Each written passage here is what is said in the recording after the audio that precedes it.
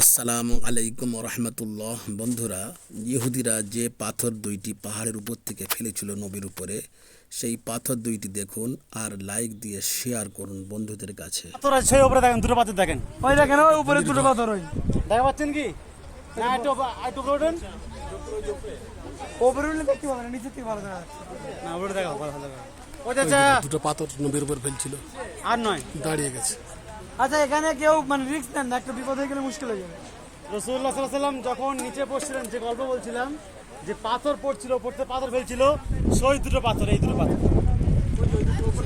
সবার উপরে নাই। এই যে মানে উপরে নিচে অলরেডি উপর থেকে নিচে কোন চলে এসছে।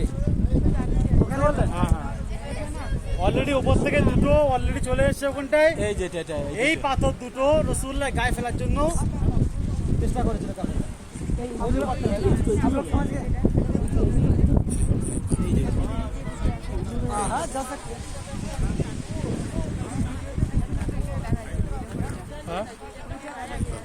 एकदम नजदीक नहीं है। আমি তো এটা বুড়িমার ঘর, এটা है এটা वही ना है जो ও উপরওয়ালা নবীর